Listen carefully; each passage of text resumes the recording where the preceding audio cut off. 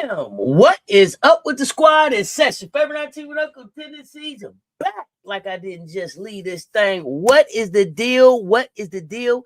Hit the like, hit the share. They both right there. It's time to talk hoops, y'all. It's time to talk hoops. We've been talking hoops all morning, but we ain't been talking hoops like we need to talk hoops, okay? I mean, well, we got to talk 3x3 because, I mean, that was just phenomenal. That was just phenomenal by those women. Those young women really got down. I appreciated that. Michelle Sessions, what's up, fam? Hello again. ATL Erica, what's up, fam? Vitamin with Ty, good morning, good morning. If you just tuning in for the first time, if you back like you never left, welcome back. Appreciate you pulling back up. We here all day. I enjoyed that 3x3. We didn't really get to talk about that on the bet show. I appreciate those y'all to put up on the bet show. That looking forward to having that back. Lisa Pugh, what's up, fam? What's up? What's up? What's up? Hey, any word on that 13th birdie? Any word on that 13th Gamecock to the WNBA? Anybody got a name on that yet? I have not been out checking socials yet this morning. I have been kind of just moving between shows. So if it's any updates there, let me know that. Let me know that. How y'all doing? How y'all feeling this Friday morning? How y'all feeling this Friday morning? If it's my first time seeing y'all, hello, hello, hello. If you've been here with us, since 4:40 this morning, shout out to you. Shout out to you. Shout out to you. And if you had to get a nap, and then come on back. We appreciate you too. We appreciate y'all too. So, no info yet. Okay, we're gonna keep watching. We're gonna keep watching. Russell, only bring the facts to the chat. What's going on? Let's get this done before we get into the conversation. Y'all know what it is. Gotta uplift the Black and Missing Foundation. Their Hope Without Boundaries 5K run walk is going down Saturday, May 30th, 2026. National Harbor, Maryland, y'all, about awareness, community, and action. Support the Miles of Hope campaign. Register today at hwb5k.org. Learn more about the foundation at blackandthemissinginc.com. Together, we can help bring our missing home, y'all. When y'all posting out there, hashtag help us find us. Help us find us. And when y'all see me post the missing, please repost them. MJ, what's going on, fam? Appreciate you pulling up. Great show. Great show. Alonzo, what's happening? I just got finished watching the Amazon 3x3 game. Got to watch the other games. Okay. Commish, what's good? Good morning. Top of the AM. Mackin' and thriving. What's happening? What's happening? Yeah, y'all come on in. Come on in. I enjoyed the hell out that 3x3. Let's talk about that first. Let's talk about that first. I don't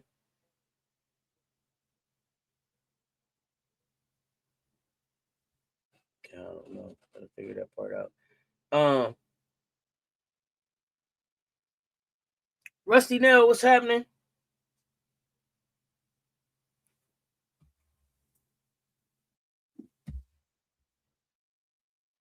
How many of y'all got a chance to watch the 3x3? How many of y'all got a chance to watch the 3x3? My goodness, what a good damn. Hey, listen. That basketball was worth getting up for at 4:40. Shout out to Sahara Williams, Michaela Williams, Malaysia Fuwiley, and Joyce Edwards. I think Michaela Williams won MVP again this year. I mean, again at this tournament. Shout out to Michaela. Michaela had snapped and had went like 8 for 8 or 9 for 9 from 2 before she missed one in one of the games. You know, I think she ended up like 9 for 10 or something like that. I mean, listen. But what I loved about this team is when it was time to turn the defense up, that defense turned up. Oh, it's good competition. It was good competition. Last game was overtime. First and 17. Tied up at 15 at the end of regulation. Off a bank two by Lithuania. I mean, listen, cash. Bang. Bang. Okay? Tie it up. It was like, hey, what y'all want to do? They didn't want to go away. Add point too short. What's up? You went back and watched it. Man, they played ball. You hear me? Do you hear me? That shit was up. Hey, it was listen. It was nothing that disappointed me about getting up at 4:40 to watch those games. It had everything that I needed to see. It had everything that I needed to see. The grit, the determination. Listen, Lithuania was bigger than us. They were bigger than us. They had some size on their side.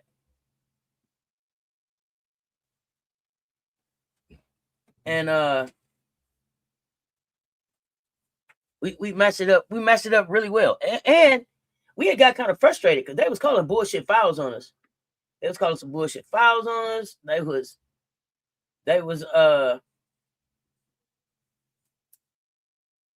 kind of letting the other team get away with some stuff. We was taking hits above the neck. You know what I'm saying? It was really like 5-on-3 basketball out there.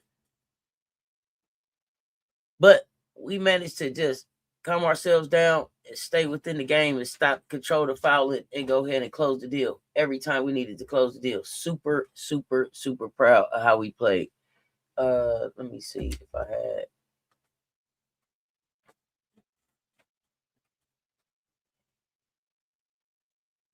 See if they got that box score up for the last game.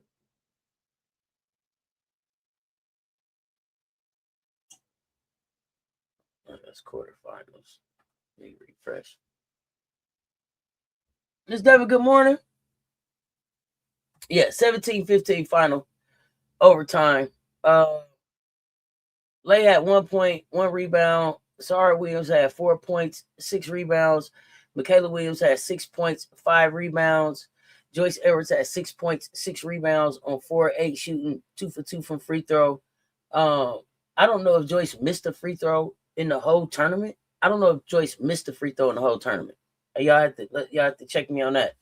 But I don't know if Big Joyce missed a free throw. But I loved Joyce gonna be a hell of a motherfucking problem for that third year. Joyce is gonna be a D1 junior. And it's starting to show right now. She getting all the tools that she needs to put in her bag to come in and have that leap, like we saw. I ain't even gonna say leap. That next step that she's supposed to make in the progression. Oh my gosh, it's coming. Do y'all hear me?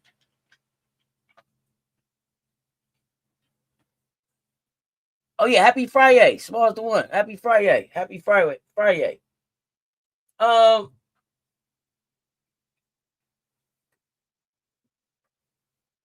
We got a little chippiness to our team too. I like it.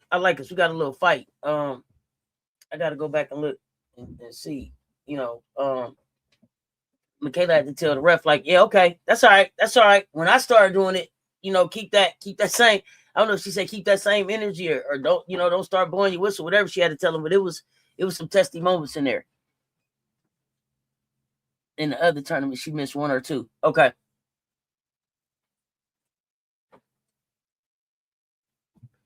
I'm loving how she locked in on the free throws. They free. Let's knock them down. Sarah Williams, hey, toughness. When we needed a rebound, when it got one, she didn't mind banging down there. Leia got pissed off and wanted to challenge the call. Sarah had to tell her, no, it's okay. Let's just keep hooping. So I love the chemistry that they build in. I hope they keep this team together. Now, I do hope that they're not playing in the next tournament. I hope they're on their way back to the States to get some well-deserved R&R. But if we got to send somebody to go hoop all over the world for 3x3, they are definitely not a bad group to send.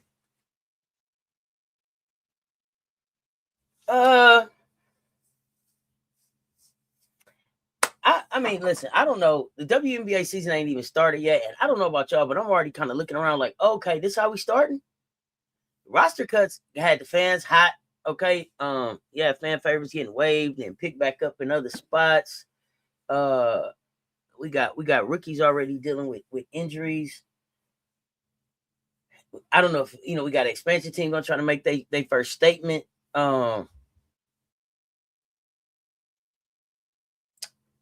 Joyce, come on, rest that shoulder. Jeremy, what up, fam? Good afternoon. Good afternoon. I guess it is going into the afternoon now. We've been rocking so long. I guess it is going into the afternoon now. That would be correct. Good afternoon. Hey, so chat fam, I saw this article, but I didn't really get into it. Can somebody help me understand? So Awa Fam is suspended. Is the suspension lifted? What's so Awa Fam is suspended? Let's start right there. Temporarily suspended, and what does that mean? Is the commission in the building? Somebody, I need help here. What in the hell is going on? Yeah, a very good team to send. SEC's finest. SEC's finest. Okay, you saying yes, you in the building, or yes, she suspended? Auntie, did you see that Drip had to put a journalist in his place about LA making the final roster? I missed it. When she finishes her overseas, she'll be back. Okay, so they just have to suspend it while she's overseas. Okay, so no big deal. There's no, she doesn't need a letter. When I heard the suspension thing, I was like, oh man, is this one of them situations like where Don Belonga was waiting on the clearance letter to get her into the league? So she's I think is it Valencia in Spain? I think it's Valencia in Spain she's playing with. This terminology. Okay, thanks. Thank you. I wanted to make sure I confirmed, I clarified that. When they come back, they'll be reinstated. Kind of like when they suspend the players' contracts if they injured or whatever. Okay, that's just the WNBA terminology. Thank you. So let me see some other stuff that I wanted to check in on. Kate Martin, they said we'll holler at you. Said we'll holler at you in Ball Holler.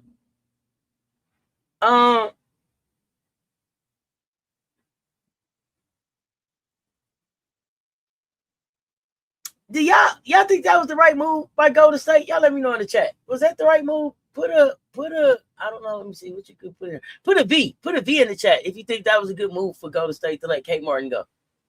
Let me know. I want to know what y'all think. I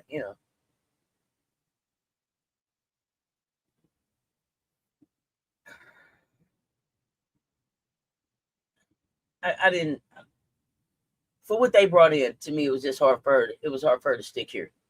For what they brought in and what they were bringing back, it was hard for me to. It was hard for me to stick. It was hard for me to question it.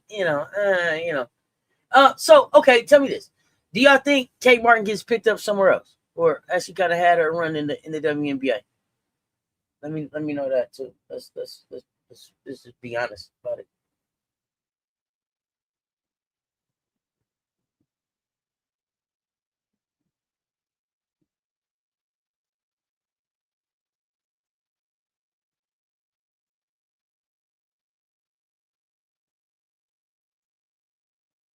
Hey, I don't. My favorite Kate Martin moment wasn't on the court. It wasn't on the court. You think Indiana picks her up? I don't think Indiana got room for her. You was surprised at the initial draft? Oh no. Who's gonna get drafted? I think she needs to get healthy first. Probably Golden State will pick her up later in the season. Oh, okay. You still got hope for it. Okay. I love the positive energy. We'll talk about that more on Fan Court. Fan Court coming up at 3:30 too.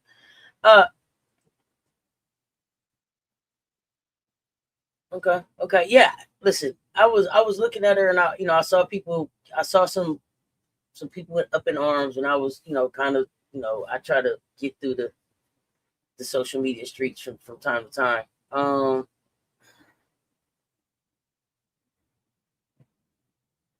In Vegas, I mean, I don't think she even averaged 3 points. Okay.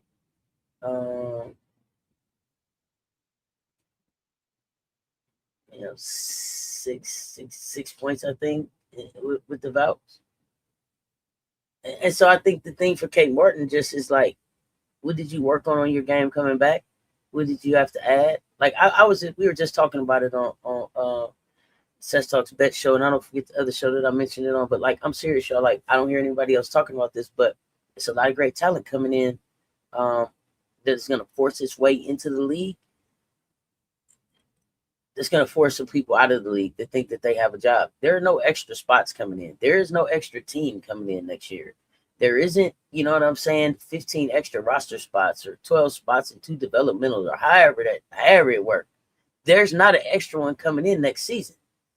And I'm pretty damn sure I'm pretty damn sure that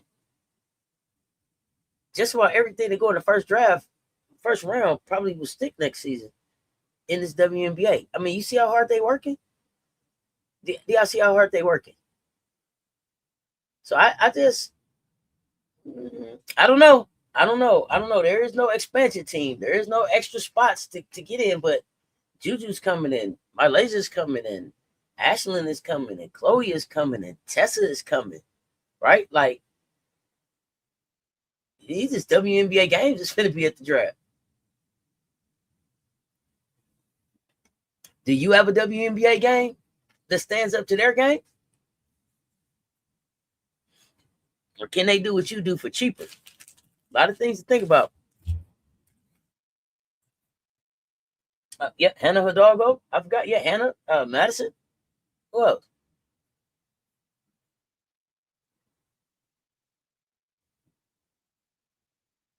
A lot of talent, so little room. It's gonna be more. It's gonna be more than difficult. Yeah, it's gonna be competitive as hell.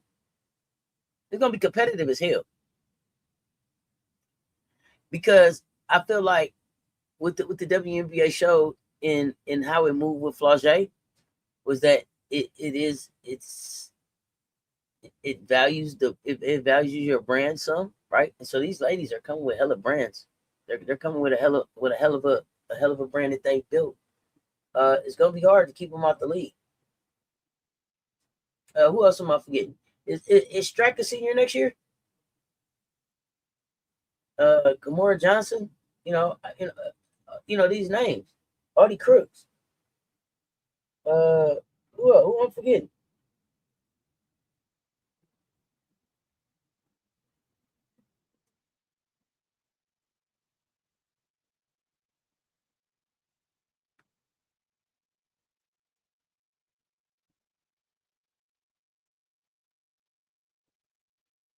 What's up, Jay? Good morning.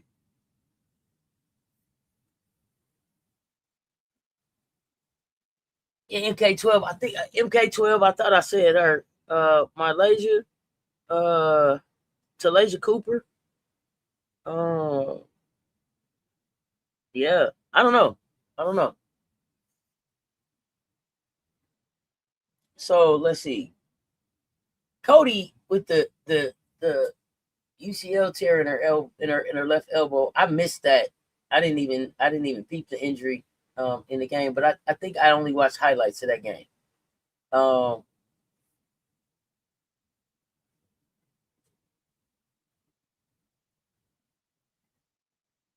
Okay. So Cotie got hurt, but she still played for 27 minutes. She had 9 points, so 50% shooting and 2 steals on the UCL tear in the elbow.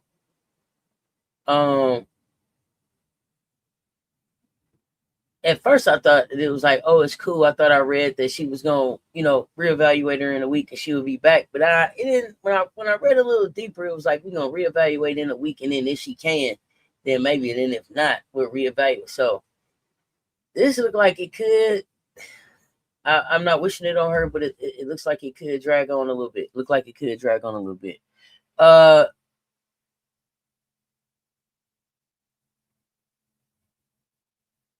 Sami Whitcomb out after undergoing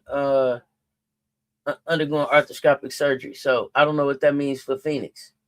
A lot of these teams, this was the wrong time to start. UCL tear is rare with basketball players. She got a grade 2 partial tear, so that's like 4 to 8 weeks. Okay. Interesting. I don't know anything about it. The recovery, does it change her shot? I don't know. I think it's in her left arm, they said. So I don't know. She's not lefty. I don't think she's a lefty shooter from what I'm remembering right now.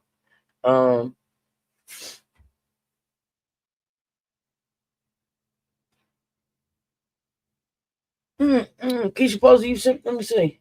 Let me see. Let me see what happened. I am not.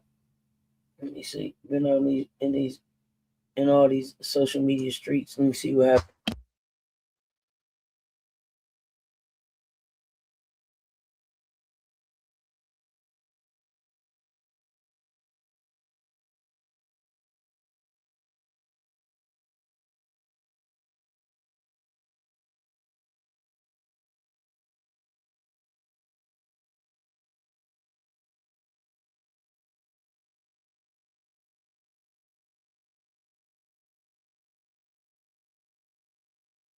That's big Asian, ain't it? That look like that. That look like Asia in the picture, ain't it?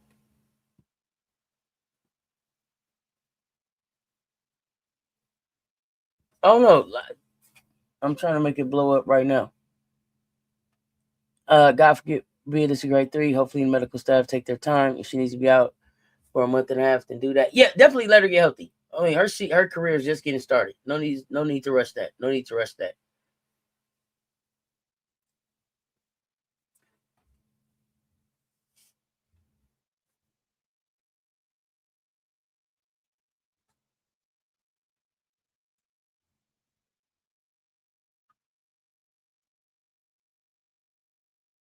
Okay, I'm gonna keep saying this until people catch on. I gotta keep saying this till people catch on, because people act like, I don't know. It's like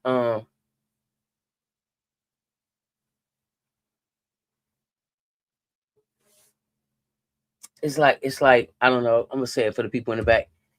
Indiana's making a clear offensive adjustment, change, strategy shift, whatever you want to call it. And it's gonna be immediate. It's gonna look different, and people just have to get used to it. That guard that they got, go spend more time off the ball. So I've been seeing a lot of y'all get being real dramatic about it. So this is why I wanted to just talk about it again this morning. Maybe it's a little calmer. Maybe you can take it better. I don't know if it's AI, but it looked like it's Asia.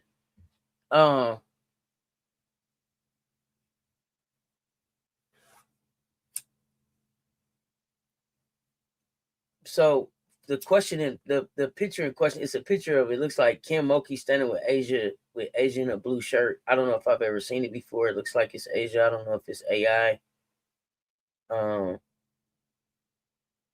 I don't know what places Asia took visits to, but I mean I didn't know. Okay. Um. So I don't know if y'all have seen the picture. Is it AI? Is it a real picture? I don't know.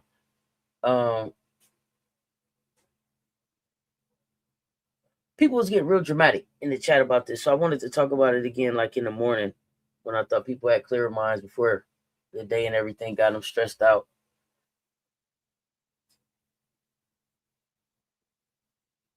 They taking the ball out of their hand, y'all. So, and correct me if I'm wrong, because I think they want to make their offense less fucking predictable and less fucking predictable, less turnovers, more efficient. The thing about it is, no matter if she keeps the ball in her hand, every team gonna pick her up 94 feet. That's just what's happening. Can you deal with people picking you up 94 feet? No, you can't. Then it frustrates you, and your bad body language spills into the rest of the team. So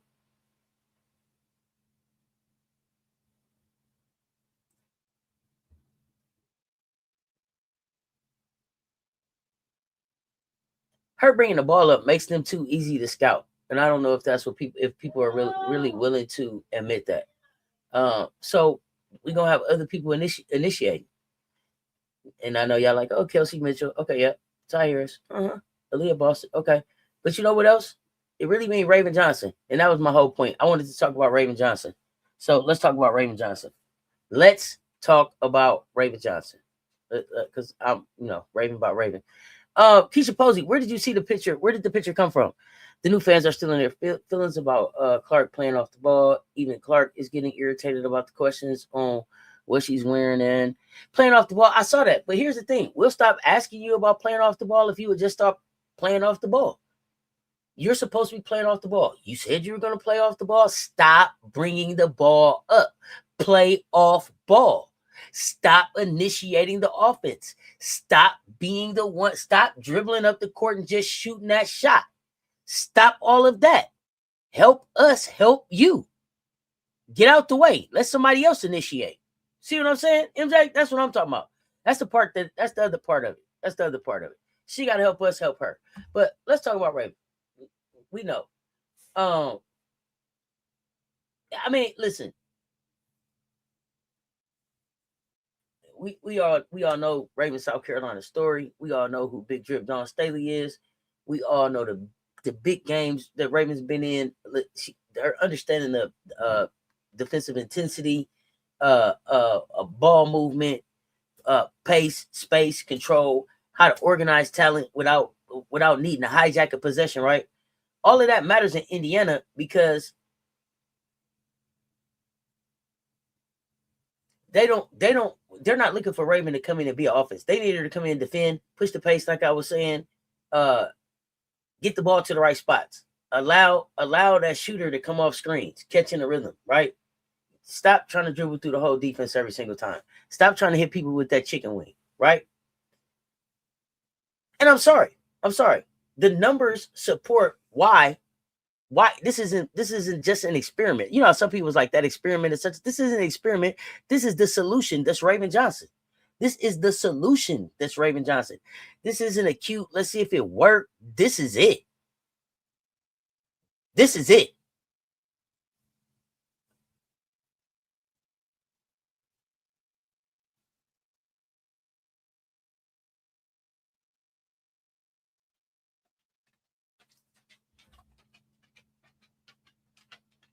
How they was trying to run Caitlin Clark anyway wasn't fucking sustainable anyway. Her body can't keep it up, and teams will eventually scout her out the game. What y'all saying? Okay, yeah, we can always talk about Raven. Let's go. I'll take Gamecocks in the dub right now against any roster you can put together in the dub, and I bet we win a chip. Right, that's what I was saying. All-Star weekend. Let's just have some fun. What Don got? 12, 13 in the league now? Give them to her. And Big Drip, guest coach for All-Star weekend. And whatever other coach y'all want to have, if y'all want to bring Gino, whoever, if you want to make it all Huskies, if you want to put together all WNBA team, whatever it is, put it together and let's have an All-Star game and have some fun with it. Gamecocks over everybody. Gamecocks over everybody. I've been talking about it. Remember, go back. Do what her coach is telling her. Raven can bring the ball up, and even AB can bring the ball up to take pressure off Clark. It actually opens up options for AB to make moves on store defenders. That too. That was a good call out. Fever fans are signing petitions to get Stephanie White fired because she's winning Clark off to play off the ball. That's crazy. Instead of winning, people is to protect her so she doesn't get fouled so much. Okay.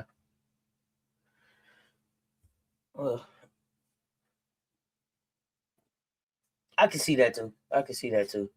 Let's see.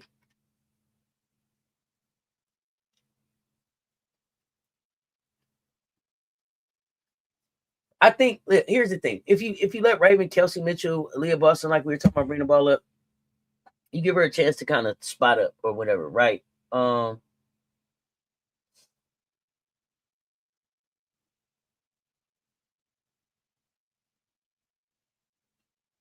If she moves around properly, she can force defenses to really have to make some decisions. Do you switch a small on Aaliyah? Do you make a big chase a shooter?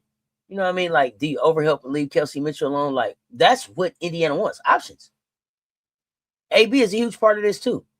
It's really finna be a Gamecock story up here. Raven, and Aaliyah Boston and Tyers. I think, but y'all correct me in the chat if I'm wrong, because I took some notes, but I ain't been asleep, so correct me if I'm wrong. But I believe when the injuries forced Indiana to look at other playmaker options last season, Boston became like that point forward. And I believe she averaged a career best Y'all check these numbers for me. I believe she averaged a career best 3.7 assists, a career low 1.8 turnovers, a career best 15.1 points, and she shot 53.8% from the floor. Is that right? Y'all check on that. I mean, she is the highest paid player in the league. Ain't it funny how shit work out? They didn't want her to be on TV. They didn't put Indiana on TV because of her. But since they did put Indiana on TV, they gonna see her. I love that. They gonna see her.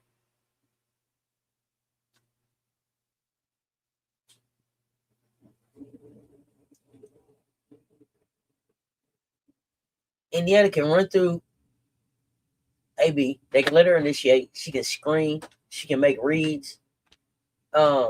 Use her more as a post scorer. Indiana basketball IQ just went up with that.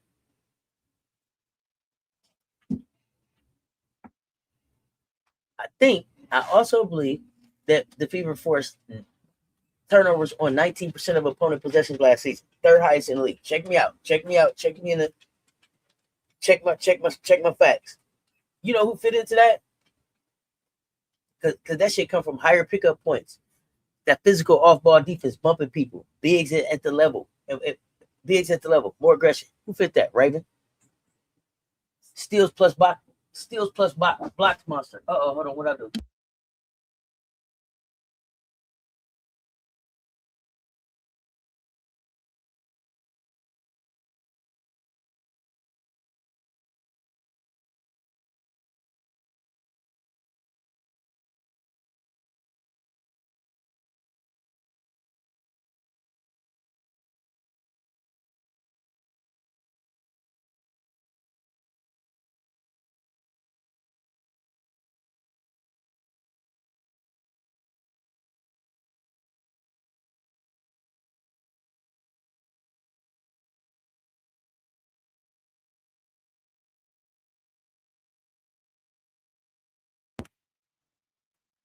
All right.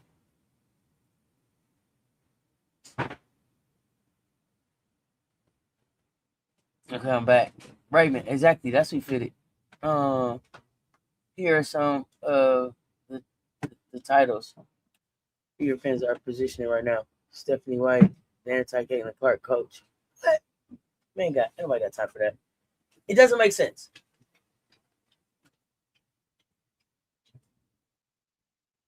I think them going with her off the ball makes them harder to guard. But y'all tell me in the chat if y'all agree.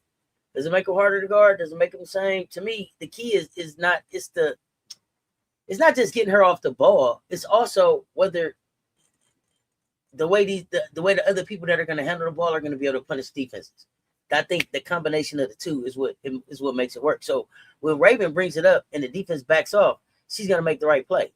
When Boston catches at the elbow, she's going to make the quick read. Kelsey Mitchell, she'll tilt the defense. She's going to have to attack. It makes everybody a threat, and it makes everybody have to make the right decision. So it makes them smarter, and it makes them harder to guard. That's my opinion.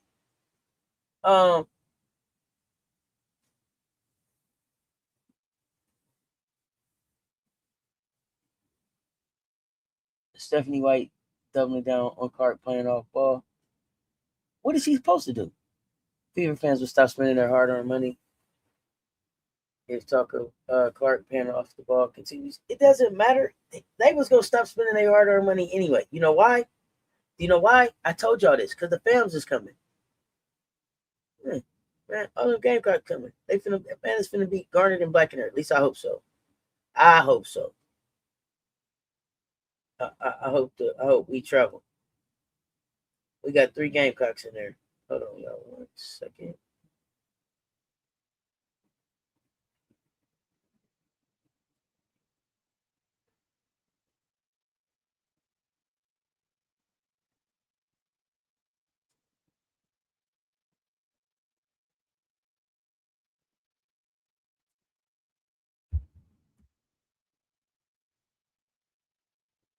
This is anti-Caitlin Clark. Anti-Caitlin Clark, period. That's correct. Boycott the Indiana Fever. Stephanie White plays Clark off the ball. These are actual titles and quotes. Man, listen, that's wild. That's wild.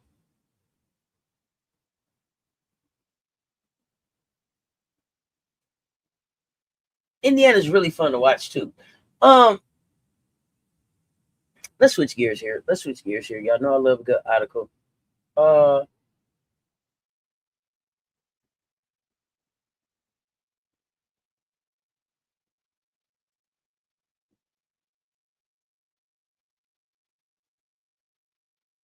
I saw an interesting article on who the winners and losers are for the offseason. And I had a question.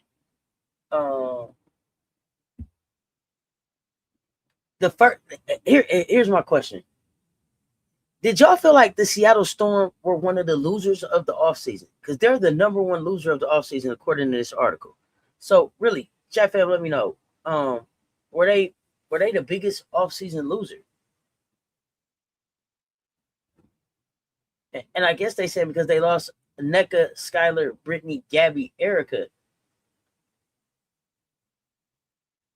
Were they the biggest offseason losers? I don't know. I don't know if I really got them. Let me see. I don't think I have them in the playoffs, so they could be one of the biggest losers. But I don't know. Y'all let me know what y'all feel about that. And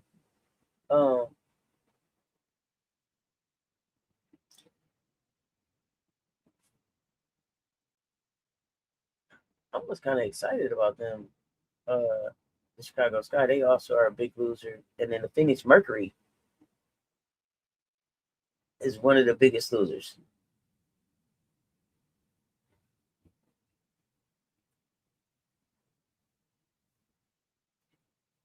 The thing about yes from a loser. Who is a loser? Wait. Oh, Seattle? Okay. I mean, okay. They were already a loser, and now they still a loser. Okay. I'll take that.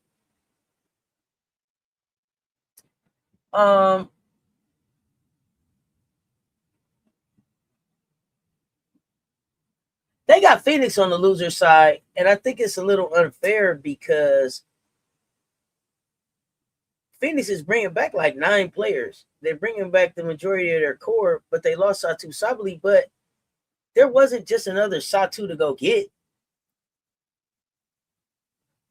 So I don't think that you could just make them a loser in the offseason because you didn't get another Satu. Shit.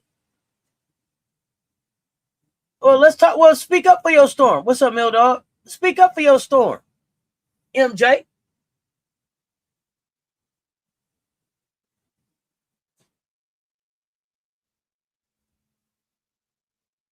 I mean, really. I told you who you lost. That's like okay. Them players accounted for 67.5 points. 82% of they total scoring out of there. But they got Ezzy, they got Dom, they bought Natisha Heidemann, Stephanie Dosen, got Awa Fam, Flau'jae Johnson. Who else? Who I'm forgetting? Melbourne. Horston is back tonight, right?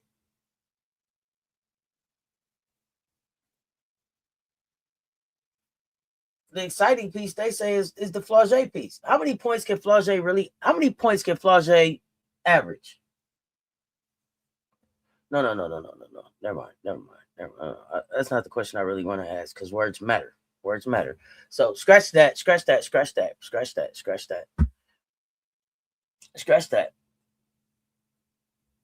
How many points does Flau'jae need to average as a starter if she starts for it to be a successful season? What do her numbers need to look like to be like, oh yeah, that Flau'jae had a good season?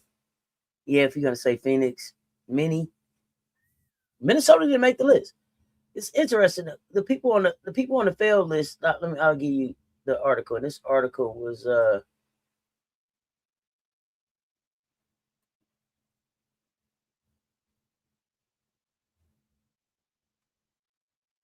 think it was from yesterday or the day before. Might have been from the 6th. But they said the winners were Dallas Wings, New York Liberty, Atlanta Dream, LA Sparks. Okay. Losers, Seattle Storm, Chicago Sky, Phoenix Mercury, Portland Fire.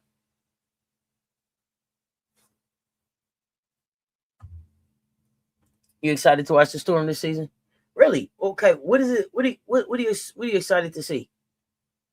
Hot take: Zaya Cook 14 points per game off the bench this season. You got Zaya coming off the bench. Damn, I thought she was gonna start. Successful for who? Just Flaw or for the Storm? Because those are also different questions and therefore answers. Flau'jae as a starter for the Storm because this is team basketball. So Flau'jae as a starter for the Storm. What do her numbers need to look like for it to be successful for the Storm with her as a starter?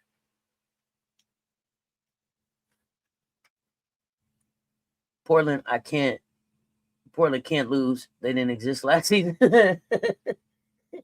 Well, listen. They lost the, I don't know what you call it, the startup season. I don't know what you call it, but they lost it. They lost it. They lost it. Let me see. What was the notes on that I had there? And okay, I get it. They are an expansion team, so you got to be fair. But the roster don't scream immediate success. It doesn't. Listen. It's a lot of young, unproven, or still looking for consistent WNBA roles on their team, unless I'm forgetting something. Bridget Carlton, highest paid player over there. What she get? 1.9. I'm not okay, and I'm not picking on Bridget Carlton, right? But has she shown that she can carry an offense? Like I was rushing, but I think when I looked, like her best season in Minnesota was like 9.6 points per game. 1.9 million. Not picking on Bridget Carlton, I just want to understand. Zaya Flaw energy is what I'm looking for. Yeah, I thought it was gonna be like the Zaya Flaw show. So there, they sure didn't win, but biggest loser. Okay, Ford would need to average 15 to 20 efficiently and defend for the Storm to have success. Whoa, 15 to 20. 15 to 20 points or minutes? Otherwise, it's just individual stats to try to win the race. Okay, you talking about points then. Okay. I'm excited to watch the players perform in the new system. I feel that they will compete not on level where they're a playoff team, but you're gonna get some good production from Flaw and Zaya. Okay. I mean, if nothing else, they should be fun to watch. Yeah. I watched it. What does it have to? What do her numbers have to look like? So it could have been points, assists, rebounds, whatever you wanted to give. Whatever you want to give. What do our numbers need to look like for it to be for her to be successful as a starter? Okay.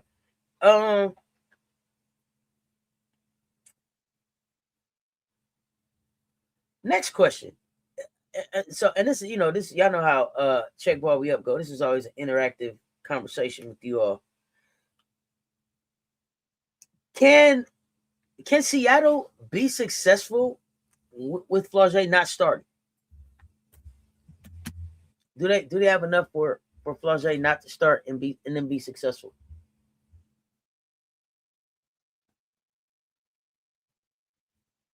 So I want to know that. But 15 to 20 points per game. Efficient. I'm sorry. Let me make sure. Efficient. 15 to 20. And defend. Okay. And then y'all tell me too. How do y'all like how Flaw defense looks so far?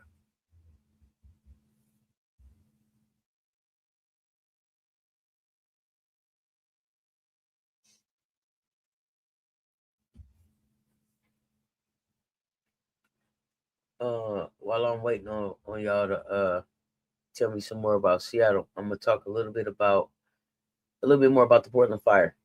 I guess it's like a season of opportunity for them. I don't know what else to really call it. It's like a season of opportunity. Everybody there got an opportunity. It's kind of like Upshot in Portland. This is your chance to prove. Haley Jones, I thought that Haley Jones had got a job in Dallas, so I was surprised to kind of see her go, but I get it. You can only protect 5. Can she actually seize a bigger permanent role with the organization? Is Emily Inkster going to pop this season? Meg Gustafson. Gustafson. Will she produce? Shook Sutton. Is she gonna organize? Carla Lake. Is she gonna have a breakout season? Like I said, opportunity. I'm not clear. I'm not clear about any of those players. And if I'm missing something, because y'all know how I take my medicine, and y'all know I got CRS. So if I'm missing something about these players, remind me. But for me, that's the lens that I got on them. That's what I'm looking at them with. What defense? God damn. Okay. The Storm are going to be playing short for a while, even with Horston coming back. Okay. Flau'jae gambling a bit too much on defense. Better energy is excellent. Lots of energy. Kid Gemini, what's up? Guffy, come on. Yeah, Guffy. Meg. Yeah, Guffy. Oh, Meg in Portland.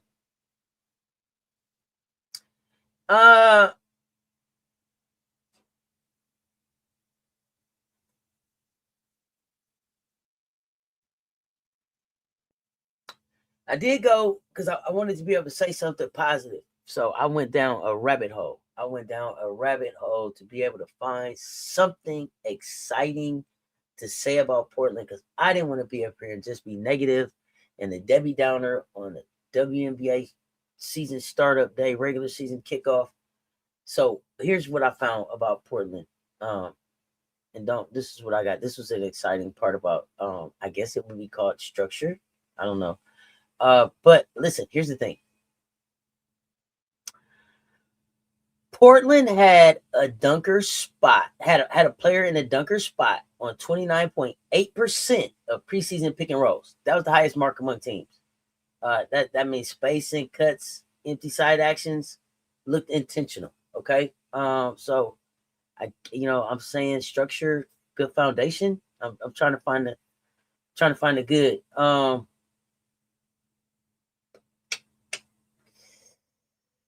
I gotta stop short though, because just a good concept doesn't automatically create wins when the roster lacks like proven high-end WNBA production.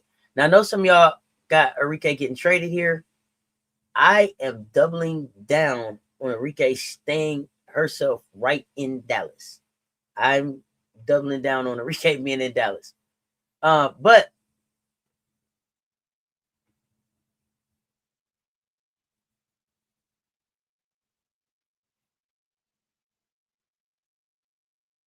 I don't know. Yeah, run them likes up. The Flau'jae take on defense. Gambling a bit too much.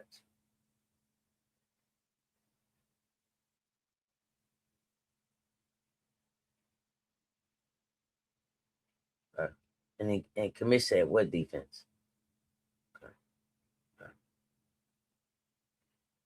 So obviously I don't feel like Commish has Flau'jae on her fantasy roster.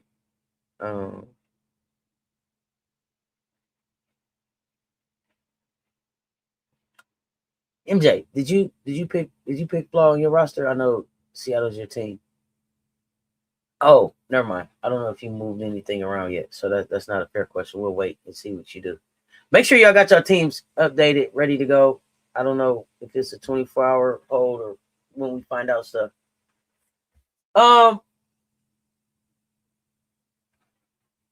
What defense? Damn, Commish. Yeah, Commish don't fuck around about the defense now. Words matter. You said defense. That's not stocks. Boo what? Oh gosh, man, I know you didn't get the pick, but did you log in and make some changes?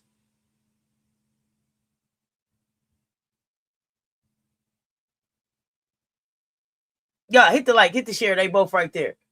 So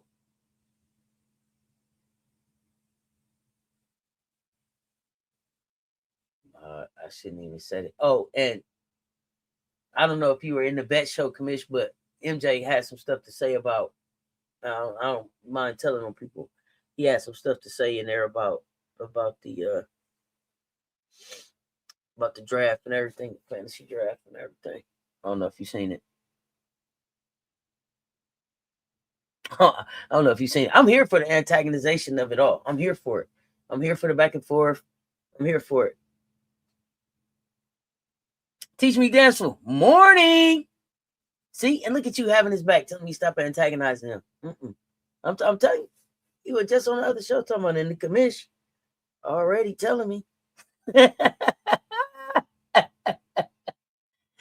Don't get him started.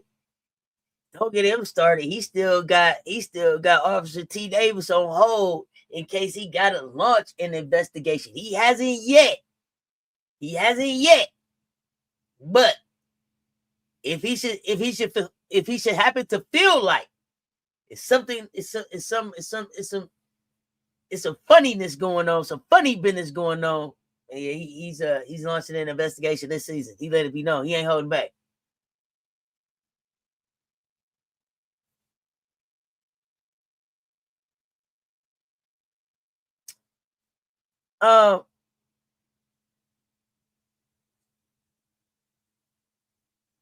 That's my dog, Officer T. Davis. But not you gonna double down on it. MJ.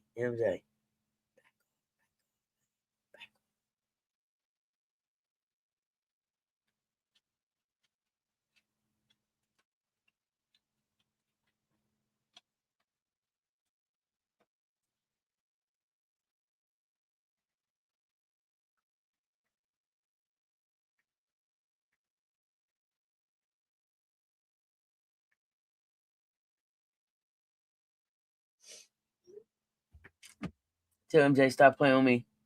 He gonna wake up and have Kate Martin on his team.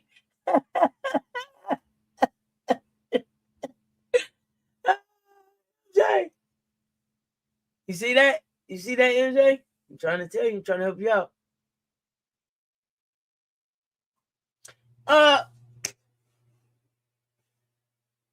The WNBA is 30 years old, and I saw a cool article that I wanted to share with y'all and talk about.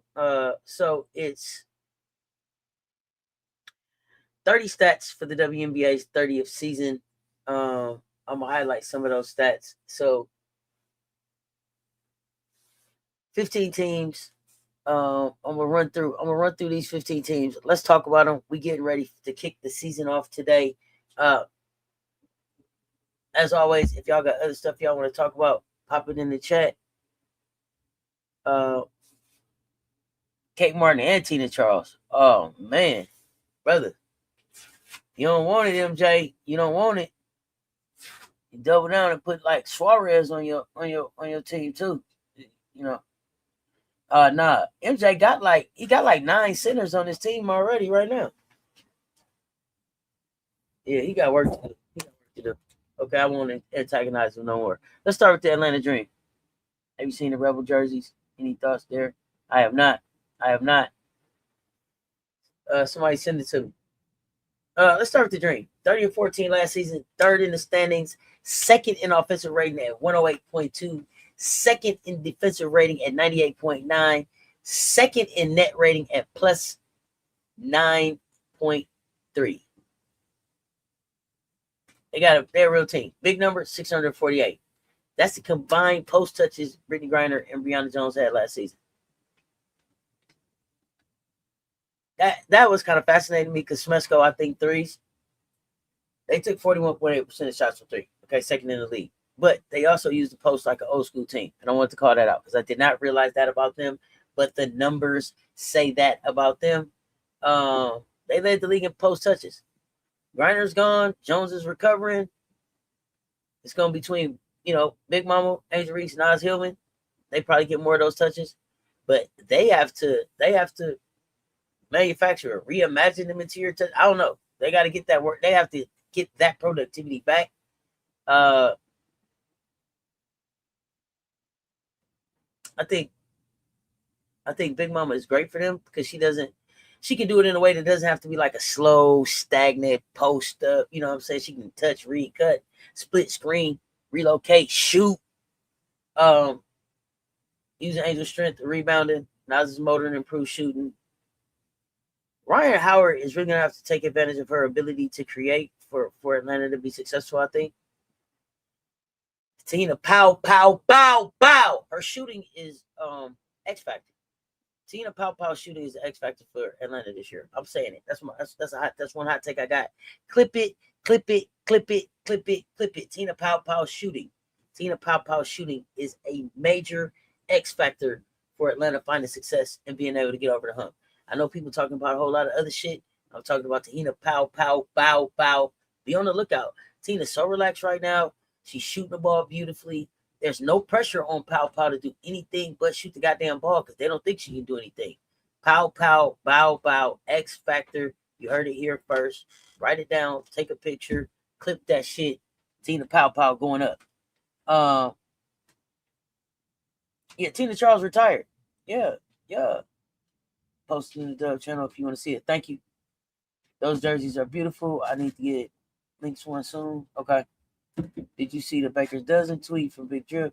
People are speculating she's hitting. There's another Gamecock to be added to the roster. I think she just misspoke. So, teach me danceful. Let me ask you. When you say you think she misspoke, here's the interesting thing about Don. The really interesting thing about Don first is this. She's a communications and rhetoric major. Right, so I don't think she fuck up with communication too often. Then the other thing though is if Dawn was that fucked up, she's so usually I don't know, accountable, transparent that she would be like, "Hey, I misspoke." I haven't seen a tweet like that. Have y'all? I don't know. Let me know. Okay, we'll do that in just a second. Okay, then the other thing though is this. So you're like, oh, maybe she misspoke. But okay, here's the other thing. Maybe she didn't misspeak. But this is what I was thinking about that when you said, did she misspeak? Or like, Don was tripping. She doesn't know what a Baker's Dozen is or something.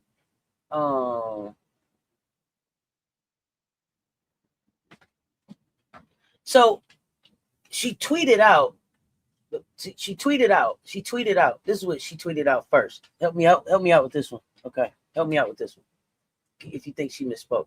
The first thing that she tweeted out was 1, 2, 3, 4, 5, 6, 7, 8, 9, 10, 11, 12 at Gamecocks women basketball at WNBA. We are blessed. Congrats, ladies. Earned, deserved, and never ever taken for granted. God is the greatest. Then after she counted to 12, and a few hours after that, she came back and said, make that a Baker's Dozen at Gamecock WBB in the WNBA. Lord, I thank you. So what did you think? She misspoke or I don't know. Tell me how you got to that she misspoke.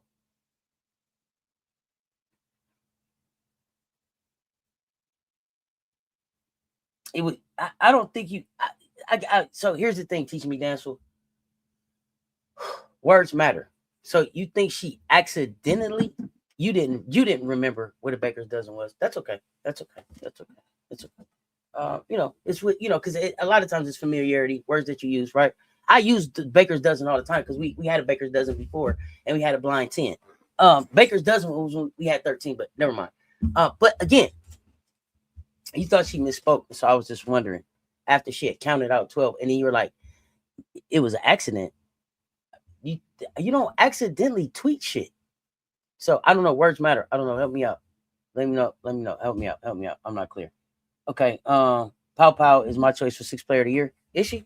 If Raven doesn't start, do you think Raven gives her a run for 6th player of the year with her being the first one off the bench in Indiana? Let me know, Jeremy. I'm wondering. It's gonna be an interesting run up. What's a blind 10? Oh, it's a spades term. I'm betting 10 books just straight blind. I ain't even blind 10, bro. It don't even matter. We finna run 10 books off on you.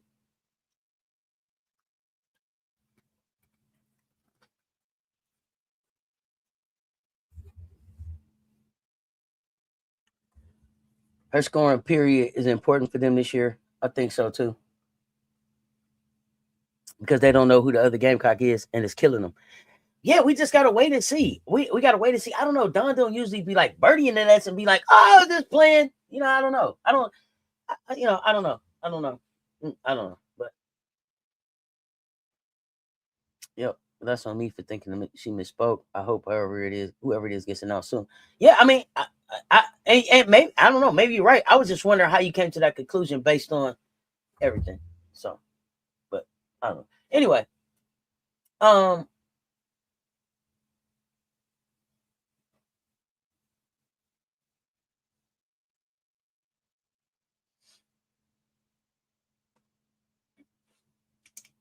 see.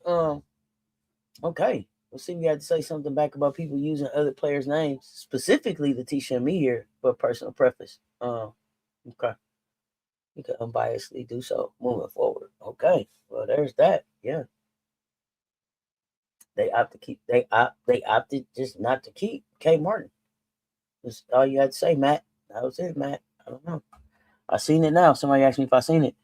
Please contact the commission. Let her know I still can't make moves on my roster because the cool off period isn't over yet right now. MJ, just get yourself set up. Because I thought the opening day rosters had already been set, but I guess there's always development spots left open. Not only that, didn't some people just get signed to who just got signed up? What was it? It wasn't emergency it wasn't emergency contracts. What is them contracts called?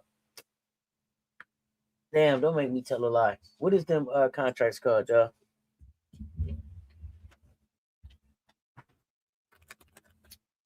Didn't the Liberty just sign 2 people? What kind of contracts? Let me see. Is the commission still in the building? Hardships. Oh, thank you, Michelle Sessions in the building. Thank you. Hardships. Thank you. Yeah, hardship contracts around there too. So never know. You never know. It's still hands being shook, deals being made, rosters being filled out. I'm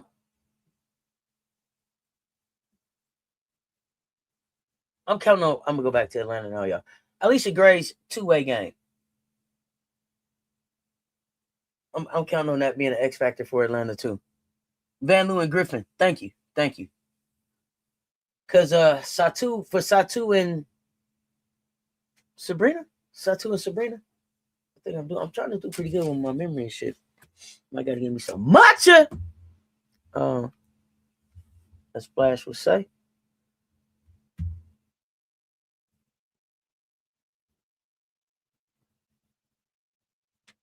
I'm counting on them Gamecocks to help Atlanta get over the hump. That doesn't mean I got Atlanta winning the chip, but I got Atlanta definitely as top 4 in the league this year. The second stat for Atlanta was 34.6%. That's Atlanta's 5-out ball screen alignment rate last season. In preseason, it rose to 40.4%. If that's real, like if that's sustainable and real, that means that they're gonna have more space, more movement, more driving lanes, and better choices. The ceiling is really high for Atlanta if they really lock in and play basketball. But it's gonna be the half court details that's gonna decide if it's a great regular season team or a true like contender for the finals type team.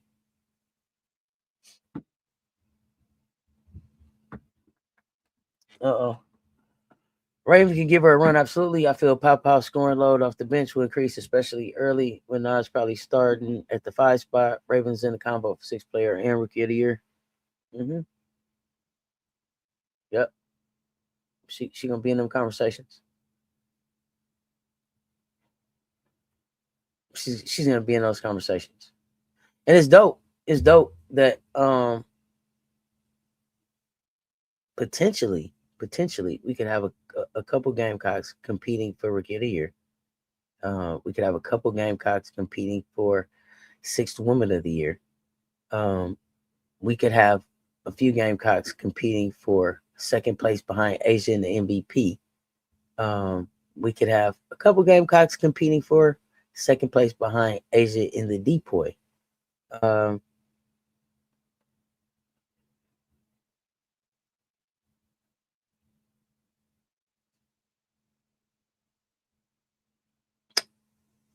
Now, most improved. Are we able to get a Gamecock in the most improved category?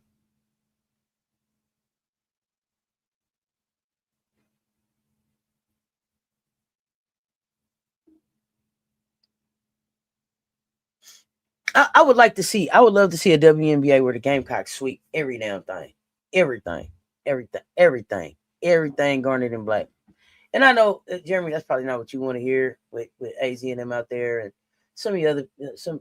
I know, chat fam, some of y'all have other teams that y'all support in college, but it would be just amazing to see Gamecocks WNBA MVP, DPOY, most improved player, 6 woman.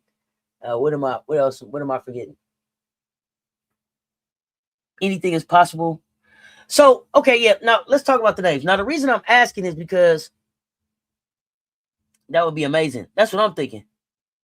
What's up, Political Lil? So here's the thing. LA Fagan Cook could go for most improved. LA, I was wondering, can LA go for most improved because she was drafted first round, huh? If you go first round, can you be most improved? I don't know. I forgot who I was having that conversation with. Because quite honestly, at one point, I had Asia as most improved based on the numbers. She was the DPOY, the MVP, the most improved. She is everything except the 6th woman of the year. They didn't give it to her, of course, but by the numbers, she had won all of those things.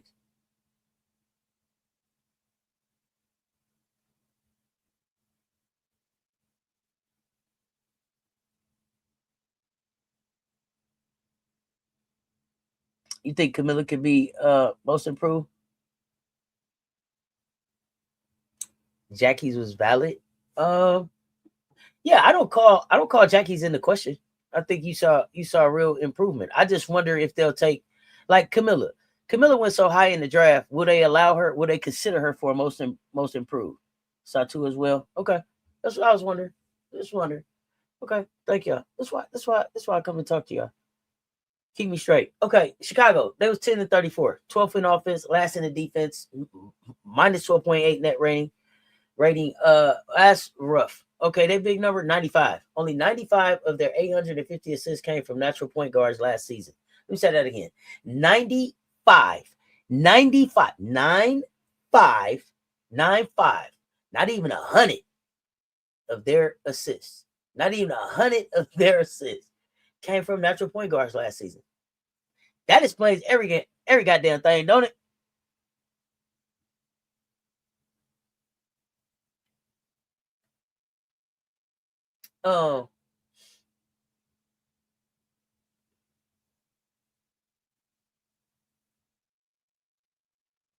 You can improve no matter how high you are drafted. You can win most improved. You was drafted first round. Yeah, I know a few people have did it. But again, like I said, by the numbers, Asia was most improved and she didn't get it. So that's why I'm like, yeah, okay. I see a couple one-offs, but in general, will they consider them? If Jackie can win it, LA can.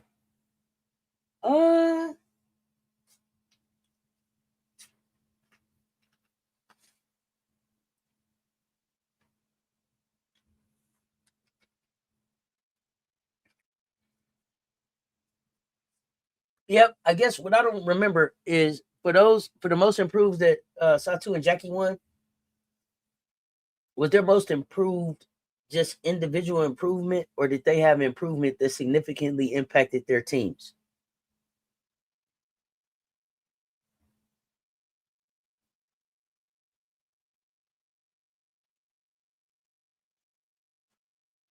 If y'all know, remind me. We don't. You ain't got to look it up. If you just happen to remember, I'm just wondering, curious.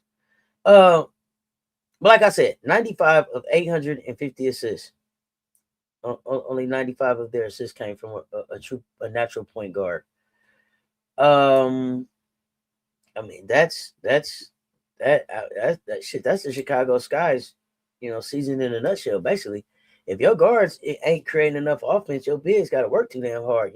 Your wings getting the ball too goddamn late, and your offense is choppy. Choppy.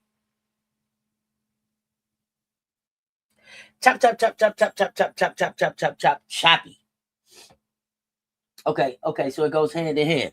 So if LA has a great season and she's much improved, but the Valks don't necessarily have aren't markedly improved from what they did last year. She may not be considered. Am I understanding correctly? Is that accurate?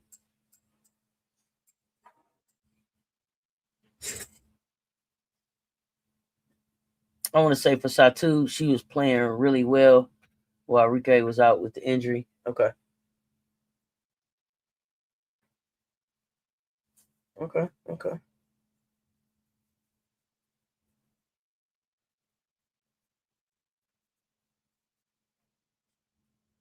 As long as the Valks look good, she will be considered. Okay. Didn't impact her team, her improvement. Satu, I think who you saying? Okay. Okay.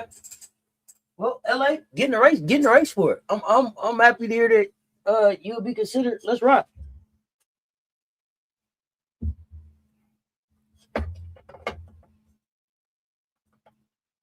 If LA improves, it will translate for Valk success 100%. Okay. Okay, so now when you say if LA improves, what does LA's improvement look like? What is LA's improvement? Because I see you got it in. I see you got it in quotes too. So that's why I want to know, like, what does improve look like? Because is it improve? Is it improve so much with LA, or is the better word just like giving an opportunity? Um, I don't know. I feel like maybe the better word might be, giving an opportunity, or maybe even it may even be even more like even just like consistent opportunity. What do you think? I don't know why they so scared of LA being good, man. I don't know why they so scared of LA. LA could take over the league though. LA, maybe that's what it is. Yeah, maybe that's what it is. Ooh. You mess around and fall in love with this game, man. You let her play. If you let her play this thing, you let her play this thing. You could. I don't know. Maybe that. You know what? I don't know. Maybe I got a dream like Dr. King one day. You know, basketball fans all over the world will wake up one day and see these Gamecocks for who they are, true hoopers. Stop judging them for the garnet and black that they wear. Stop judging them for the coach that prepares them so well. You know what I'm saying? And just love them for the the hoopers that they are. That's my dream. Um, improve is just impactful. Okay, I got you. Okay, I got you.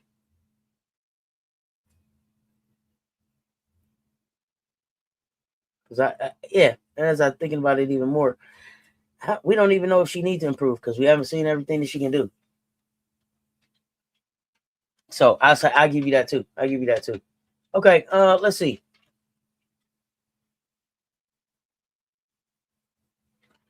We finish up Chicago real quick. Chicago got Skylar Diggins now, Natasha Cloud. I mean, they got Courtney Vandersloot too. Uh,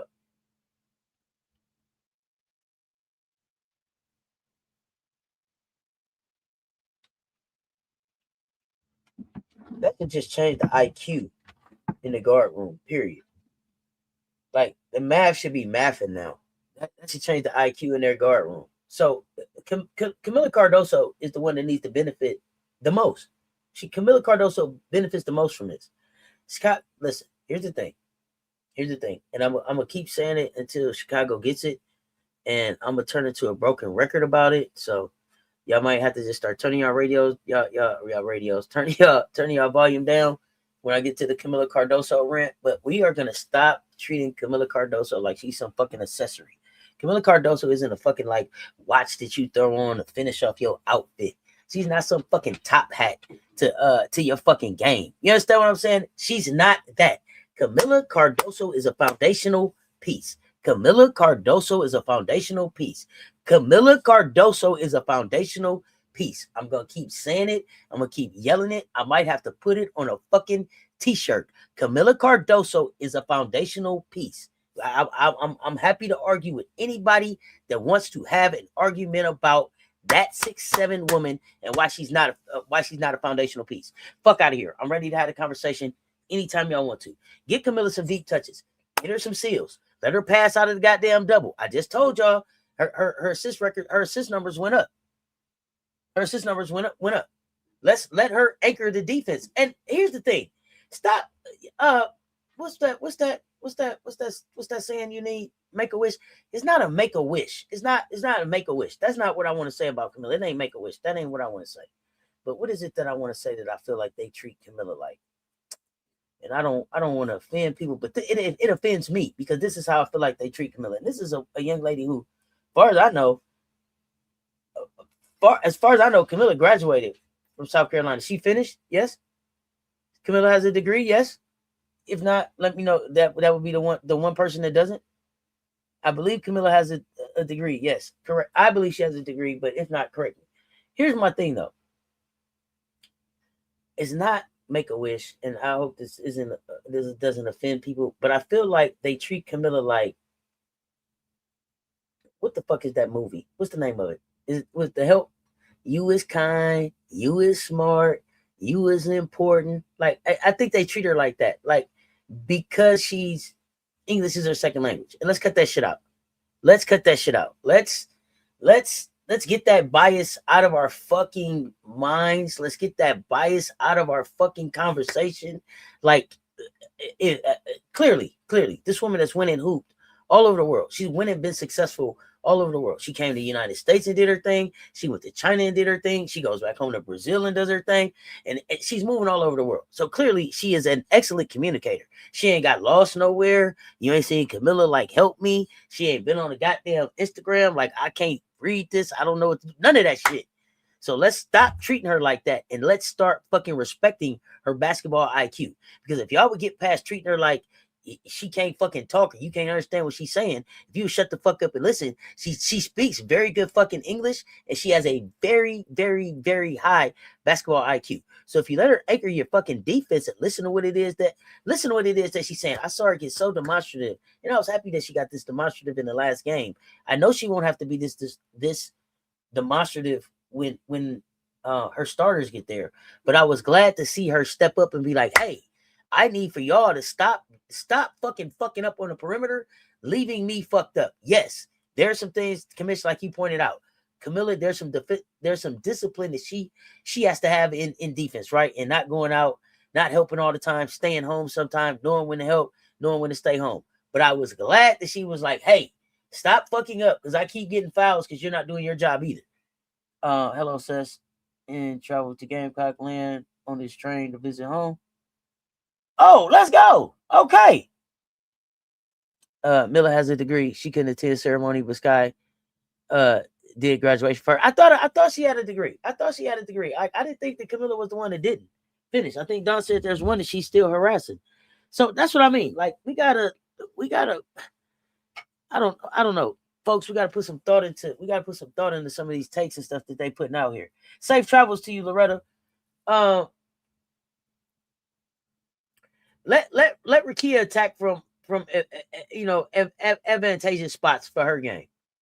The second number I got for Chicago, 35.5%. They grabbed 35.5% of its own misses last season. Best in the league. We know why that. We know what that was about. That was because Me Bounce herself was there. That was because Me Bounce herself was there. So, and I believe that was best in the league. So without Angel Reese, they still have to dominate the glass. It ain't even they still dominate the glass. They have to dominate the glass. They still have to dominate the glass. If they don't shoot well and they don't get extra possessions, the offense can get ugly fast. So they need a guard organization and they need rebound and commitment. And it may even mean some of their guards crashing the boards. It may even mean that for them. Let's see. Let me see. Trying to run through these real quick. Connecticut Sun. They were 11-33, dead last in offensive rating, 11th in defense, last in net rating. But this new version might be physically annoying a little bit. Okay. The big number for them, 20.8. Preseason, Connecticut generated 20.8 post-ups per 100 possessions. 20.8 post-ups per 100 possessions. Brittany Griner had 18 post-ups across 2 games. Is that sustainable for BG? We're gonna have to find out. But it wasn't just Griner. They was hunting mismatches. They were hunting mismatches. If a guard got switched onto a big, they sealed. Okay. And Leah Edwards, Anissa Morrow, and Kennedy Burke, I'm calling as an X factor, are all gonna have to be part of this physical identity that they try to bring to Houston, Atlanta, Vegas. I mean Connecticut. What you call them? Anyway, honestly, I think Connecticut needs to be a bully ball type team, and that's what I want to see tonight against New York. Can they bully them? That's what I think that they can do. Out tough teams, outwork teams, don't quit. And out tough teams. They gonna just have to out tough some people. Yeah, they don't have. I'm trying to think. I don't think they have a lot of elite shooting everywhere, so they better try to create some paint stress, some kind of way, some kind of way.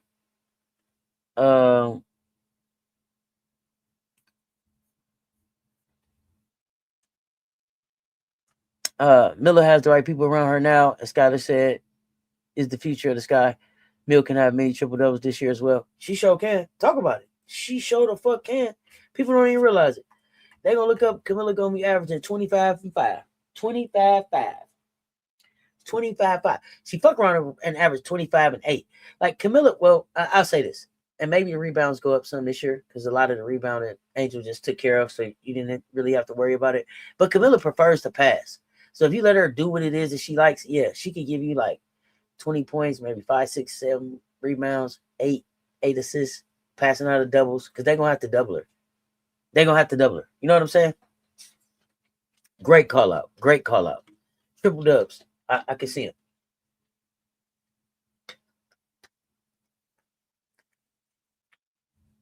So that's facts. Appreciate that. Let's see.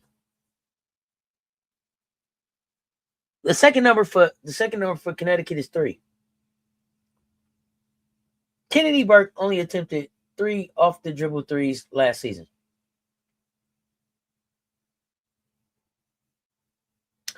That matters because wings that can defend, shoot, and create extremely valuable. If she adds more pull-up shooting to her game, Connecticut got a real weapon that can punish defenses in a way that people wouldn't expect. But they need her to add that to her game. So we're gonna watch post volume with them, and we're gonna watch Burke's shot profile. Take some threes. Dallas Wings, 10-34 last year. 9th in offense, 12th in defense, -7.5 net rating. Dallas got shit. I ain't gonna hold y'all up, man. Dallas got that PB5 juice right now. Big number for them, 10.5. That's how many points per game Dallas generated through off-ball screens in the preseason. Best in the league. 10.5. 10.5. Last year, they averaged 3.5. Is that Jose Fernandez changing the way they play? Is that a fluke? What y'all think? But if that's Fernandez changing the way that they play to like fast, movement heavy, side to side type shit with Beckers and Fudd and Ogumwale, defense is gonna be chasing them all around. You add in Jessica Shepard setting screens and passing. I don't know what Alana Smith gonna do, y'all. I'm just being honest. Seemed like Jessica Shepard was fitting in a little bit better than Alana Smith, but I may be a little bit biased on Alana Smith. So y'all tell me if I'm wrong. Second number on Dallas, 21.7%. Only 21.7% of Paige Becker's shots came from 3 last season. That's got to rise. They need Paige to shoot the 3. She's already got a great mid-range scorer, playmaker. If she becomes more willing and accurate and from deep, and Paige got a wet down 3. It go down like what you call them? The diver off the high board, from the way top. Doop, you know what I'm talking about? Got a hit and you just want that little drop. That's how her man don't swirl around in the hoop or nothing. That bad boy just fall. Doop. Hey, they need her to shoot that. They do that, Dallas is more dangerous. I don't know if they're ready to win big immediately, but they could be one of the most interesting teams in the league, and they could really turn the heat up if they start clicking later in the season. Falcons, I don't know. I was high on the Valks. Then the Valks did some stuff, and I'm like, I don't know. Maybe they take some step backs. But for right now, I'll say this. Let's see. I like it because you got players that can play off the ball. That's why last year I didn't like the ball in Paige's hands all the time. Yeah, definitely take the ball out of Paige's hands, but definitely get it back in her hands when you need, for sure, decision making. You're not gonna speed Paige up, and she's gonna make the right. She's gonna make the right play. She's gonna make the right play, right pass, take the right shot, get it to the right person in the right spot. That's what Paige does. Golden State, they went 23-21 first season, eighth in record, 10th in offense, third in defense, made the playoffs. That was a hell of an expansion debut. Big number, 52.2. That's Gabby Williams touches per game last season. They added Gabby defensively. I love the fit. Gabby and Veronica together could be chaos for ball handlers. Gabby gonna defend the ball. She fly around off ball. She gonna disrupt passing lanes. She can be a pest, right? She can make life miserable. The question I got for y'all is the offense, though. The offense piece. How does Natalie Nakase use Gabby in the half court set? Y'all let me know. How does she use her? I don't know what Alana there for. I guess she there to make 3-point shots because she not giving. Yeah, she doesn't give Cotie DPOY like that. She doesn't give Cotie DPOY. She doesn't give D for Cotie DPOY. If that makes sense. I don't know how else to say it. I don't know how else to say it. Hey y'all, I appreciate y'all rocking with this live. Hit the like, hit the share. They both right there. Hit the like and the share. They both right there. Run the likes up. Y'all let them know we in here talking hoops. Am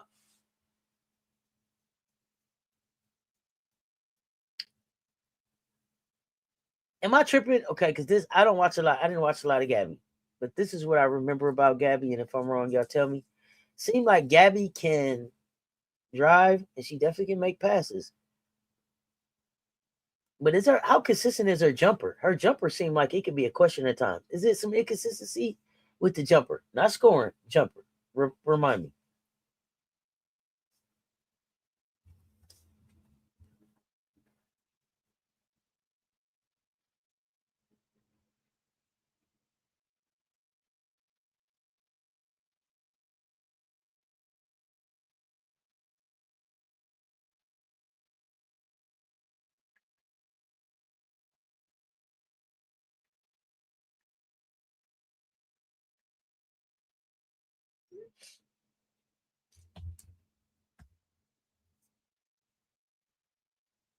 The second number, well, I'm waiting on y'all to tell me. Sometimes Gabby blends offensively. Sometimes. Okay. Sometimes. Okay. Okay.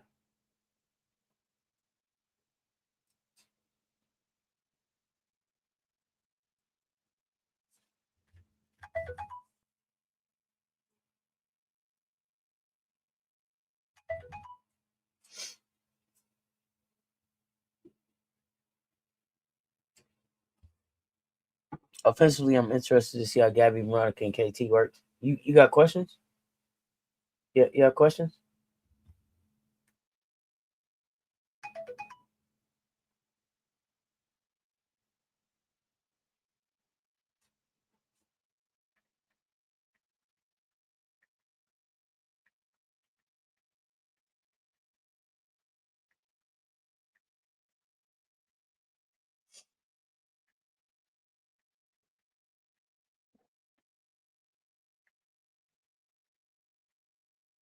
One sec, y'all.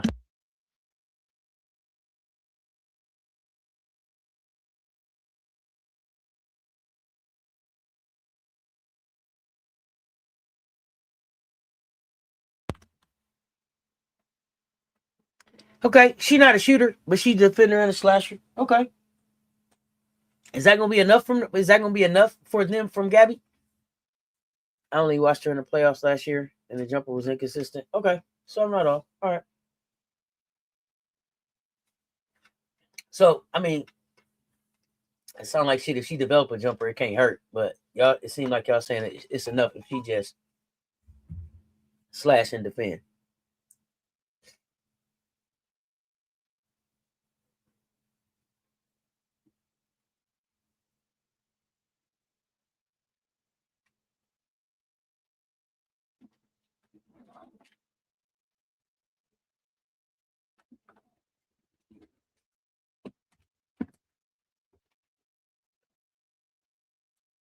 Second number I got from them is 6. Veronica Burton last season only had 6 games where she attempted 7 or more threes. In the preseason game, she went 4 for 7 from 3. If Veronica Burton jumper is leveled up like that, Golden State changes. She already defends. She already drives. She already make plays. So if they gotta seriously guard a jumper, oh shit, that might be all WNBA caliber right there.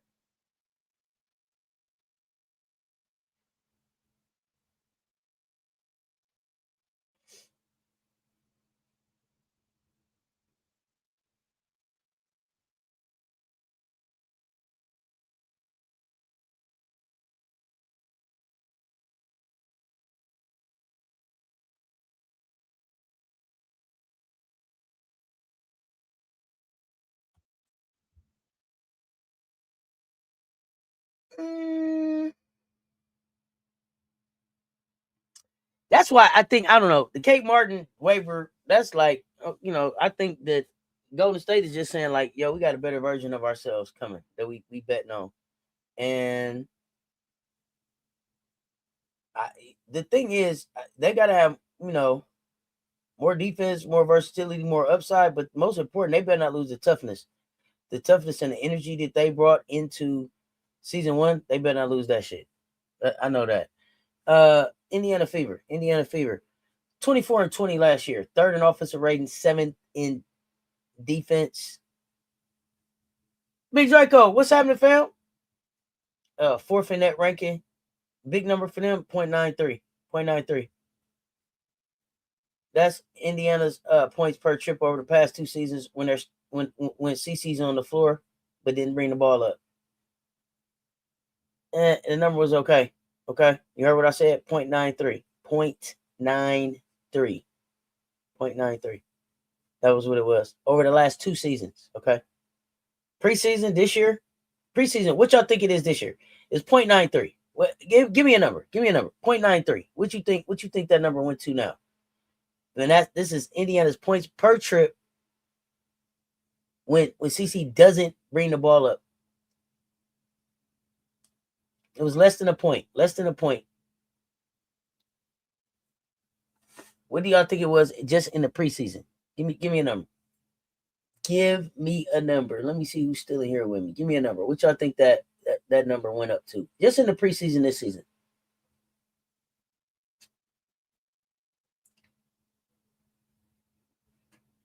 We're going to see this. Now we finna talk about. I'm doing a study. I'm going to do a study this season. The Raven Johnson impact. We're gonna study the impact of Raven Johnson on the Indiana Fever and the WNBA as a whole. Y'all give me a number on because I said 0.93, and that was like I said, the number was fine, slightly above average, not special.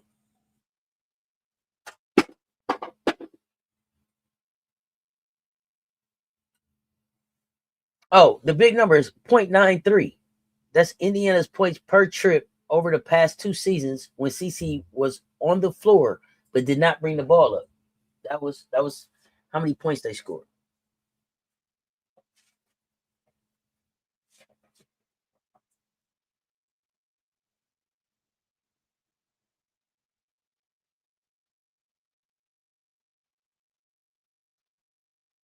How much control does Drip have over Joyce USA things?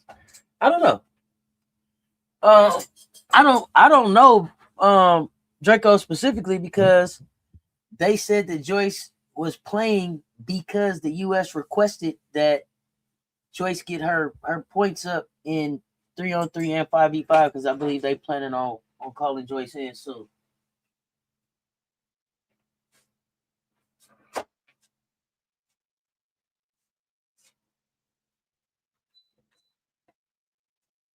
Are you ready for Joyce to be done?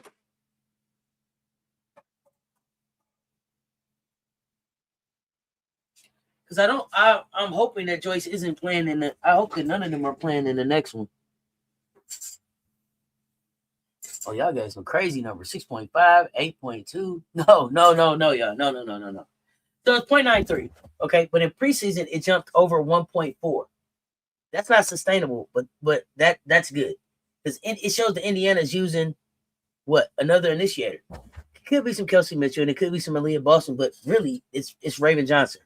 So it gives that off ball action, more screening, more movement, right? All that. But we're gonna watch this Raven Johnson effect. What you call it?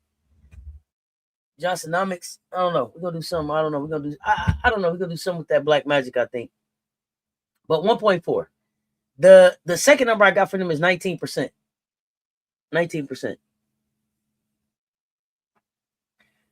Indiana forced turnovers on 19% of opponent possessions last season. Third in the league. This is where Raven can really turn it up. She's built for disruption, period. So she can pick up. We know she can dig, rotate, turn the defense into pace. So when Indiana goes to playing fast, and I think that was Aaliyah Boston that said they play fast, want to play fast most possessions. More off-ball offense, defensive aggression, and versatility to cover limitations. To me, that sounds like Raven and Aaliyah Boston. It sounds like those are the answers. Oh, y'all, it's all good. It's all good. I said, is there a way Drip call and say enough is enough because she still has her shoulder wrap? Yeah, I did see she still had the shoulder wrap. Hey, well, how did you like her play? We're gonna have to find out about the shoulder. I don't know. This is a good question though. A fair question too.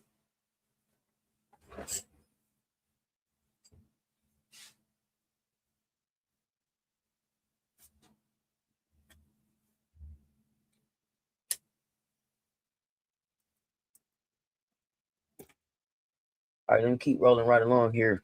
Las Vegas Aces win 30-14, won the chip. Big number 4, chasing 4th title in 5 seasons, dynasty territory. Asia is the center of every fucking thing. MVP candidate, defensive player of the year candidate, best player in the world, the player that you would start your team around. The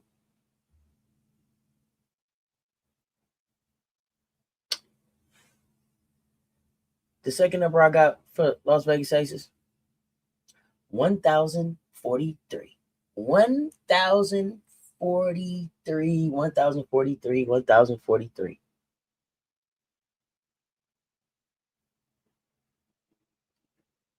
I know y'all wouldn't guess what that number is, so I'm going to just go ahead and tell you. That's how many screens Las Vegas switched last regular season. Their switching defense is their identity. Flatten actions, keep the ball in front. Trust Asia, Jackie, Chelsea to handle different matchups. When that shit work, it's suffocating.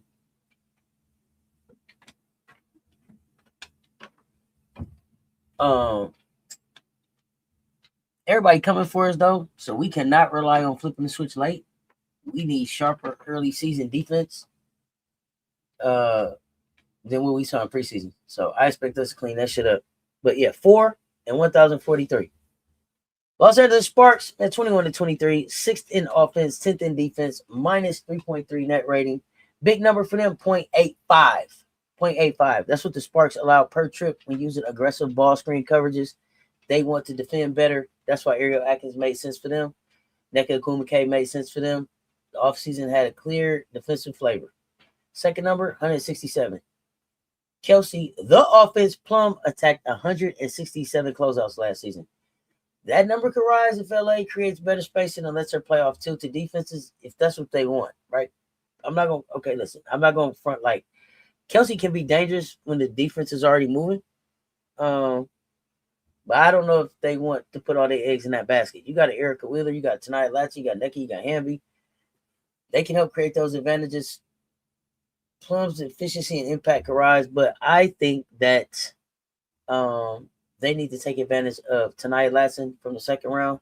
We know what kind of talent that is coming out of South Carolina. When she gets the opportunity, she's going to prove what a steal she is in the draft. Maybe not more of a steal than, as the commission pointed out, Raven. But these Gamecocks are showing up as steals in this draft. So as much as Kelsey can be the offense, I hope that they let Tanaya get downhill and show them the value that she really brings to them coming out that second round. Minnesota Lynx, they was the best regular season team, 34-10, first in offense, first in defense, first in net ranking. Big number for them, 68.7%. 68.7%. That was their defensive rebound rate, 9th in the league. That's weakness. Okay. They was great at almost everything, but they didn't always end the possessions on the glass. So now you lost Shepard, you lost Smith. Is it Klundikova? Is that how you say her name? She's not on the roster, and Nafisa Collier working her way back. That means 52% of last season's defensive rebounds is not there. Rebounding can't be a side note for y'all. That's a swing stat. So, Jeremy, because y'all want to run, but y'all can't run if you don't finish you don't finish the possession. So I don't know. Gonna be interesting. I'm watching rebounding in Minnesota. I'm watching rebounding in Minnesota. Second number for y'all, 74. Number of minutes Courtney Williams, Letitia Heidemann, and Kayla McBride played together without Collier last season. Now the reference point shifts to Courtney Williams, Kayla McBride, Olivia Miles. Yeah. We'll see if Olivia Miles can really take the pressure off Williams and create off-ball fun for McBride. They can survive stretches without Collier. But if they can't and they can't handle the glass, trouble for them. Okay. You think they may have too many chefs in New York? How would they integrate all those stars and make sure they are fed and eating? Easy, just like this. Teach me, Danceful. Hey, everybody who won 4 straight chips in college, stand up. Hey, everybody here that has 3 WNBA chips, stand up. Hey, everybody here that owns a professional hoop league in their spare time, stand up. See how that work? Only one motherfucker gets to stand up. Everybody else got to shut up. That's Stewie team. All those stars, make sure they all fed and eating. Fuck, for what? It's Stu York. It's Stu York. You better get down or lay down. It's Stu York. All right, watch how it works. Nobody worry about who the chef. It ain't but one cook in that kitchen, Stewie. It ain't but one cook in that kitchen, Stewie. Ain't gonna be no whole bunch of, hey, how many championships you? Oh, okay, well, you can shut the fuck up then. Okay, and then you, how many did you win without me? Okay, well, you can shut the fuck up then too. See what I'm saying? It's real simple. It's real simple. This is why I like to keep it about the chips. This is why I like to keep it about this is why I like to keep it about resume. This is why I like to keep it about what you can do, what your impact is. Because see, everybody else just talking. Yeah, they call you a unicorn, but see, I've been the unicorn. But I ain't got to argue with nobody about that. Check my resume. They say everybody else is just like Kevin Durant, but check who I am. What my game look like. All right. Y'all keep playing with Stewie if you want to. That's Stewie's team. But I don't know. If I'm wrong, y'all tell me. But that was a good segue into New York. They went 27-17. 5th in offense, 6th in defense, 3rd in net rating. Big number for them, 74.8 inches.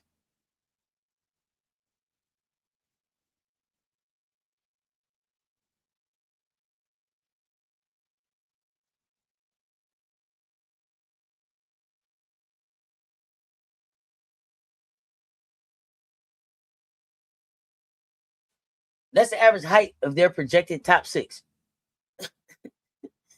Oh, shit, 74.8 inches. Think about that, y'all.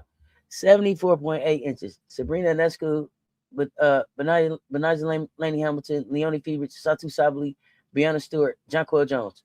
That size was skill. Okay, 74.8 inches. Listen to that. My goodness. Shooting, playmaking, defense. It's almost ridiculous to say. Post scoring, mid range, driving. That's all in one group. They big. They're gonna have to defend. Sabrina's a weak link there.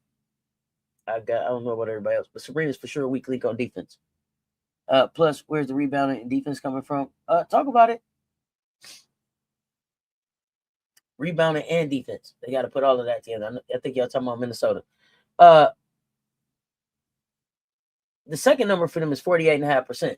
That was their total rebound share last season. And that is not fucking good enough. You can't have all of that size and still lose the possession game. How does that work? They're too skilled not to finish defensive stops. So if they're really going to talk championships, you can't be letting teams get second and third chances on you on the regular. You can't do that. Their question is not talent. For them, it's always health, availability, chemistry, rebounding. So they got to fix the glass. If they can fix the glass, they're in the finals. We'll beat them in the finals.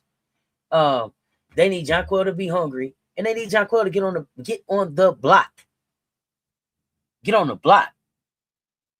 The threes is nice out there, but go be big when we need you to be big. When there's other bigs on the floor, go be big. You can't play down. How tall is Jonquel? How tall is he? Because you can't show up 6'2". You can't show up 5'6", 5'7". Got to be big all the time. Got to be big all the time. Phoenix Mercury. Interesting. 27-17. 7th in offense, 5th in defense, 6th in net rating. Big number for them, 0.677. 67.7%. That's AT's winning percentage over the last 4 regular seasons in games she played. That's her impact. I mean, Phoenix got a lot of questions, but she gives you a floor. Organize, rebound, defend, push, create, winning plays. I mean, it don't always look pretty, but shit, it always fucking matter. You're going to get that from her. What else do you have to go with that? What do you get to go with that is always the question with Phoenix. And did you get enough? Did you put enough around her to be successful? And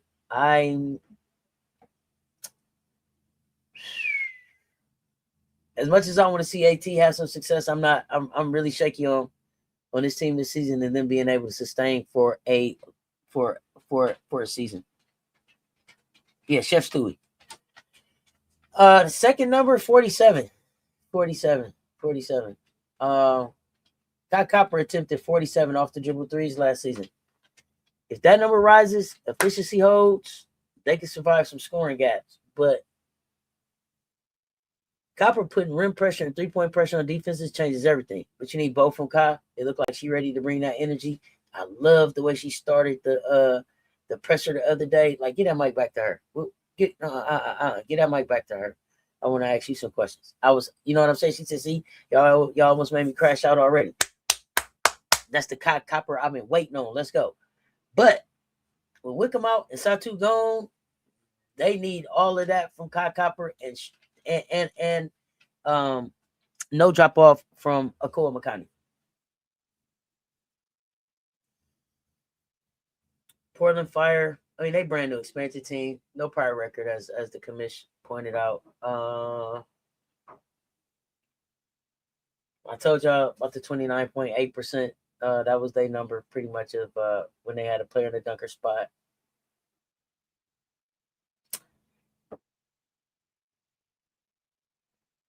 The second number for them, I think, is going to be 12. Carla Late had 12 games last season with at least 20 minutes for Valks. In them games, she averaged 12 points, 2.7 assists, 1.2 steals, and 25.2 minutes. She got a bigger role in Portland. If she can build on that, Portland can become fun immediately.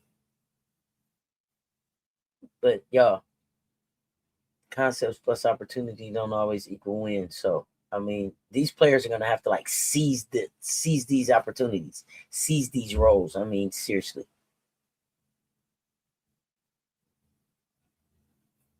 Let me see who else I got. Oh, just a couple more. Almost done. Seattle Storm, 23-21, 7th in record, 8th in offense, 4th in defense, 7th in net rating. Big number for them, 30.4.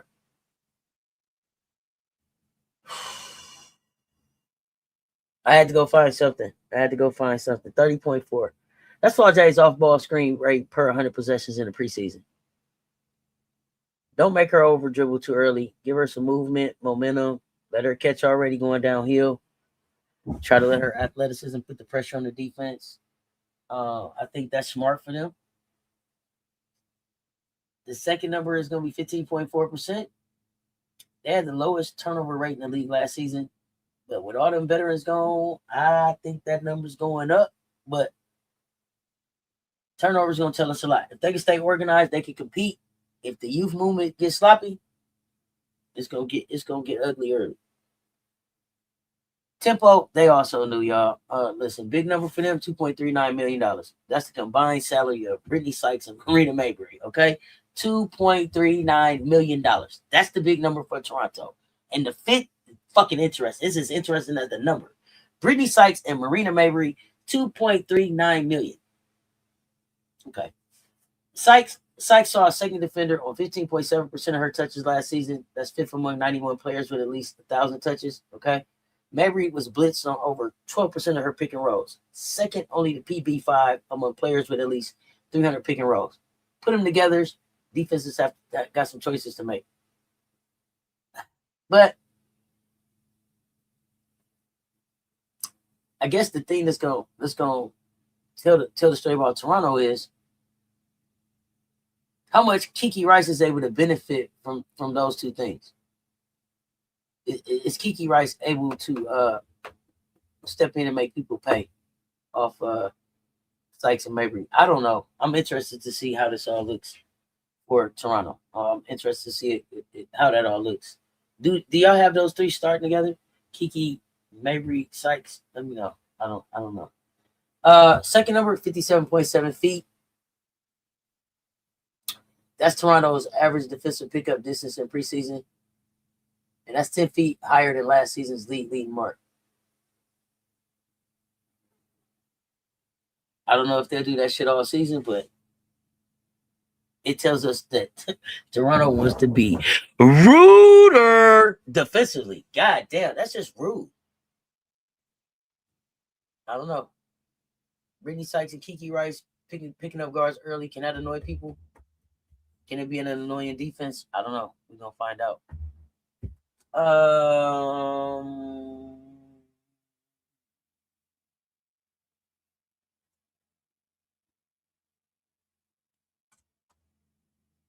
Last but not least, the Washington Mystics. They went 16-28, 11th in offense, 9th in defense, -6 net rating. Big number for them, 19.4%. That's how often Washington generated a paint touch.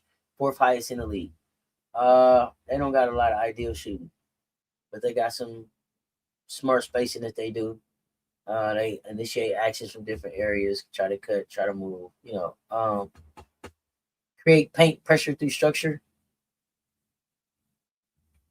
I guess the thing that I learned about them that was interesting in reading this stuff was that only 4 teams saw a second defender at a lower rate on paint touches than Washington. So that can mean spacing was good enough the teams couldn't help, or it can mean opponents weren't scared enough to send help. I don't know what that means. Y'all got to tell me.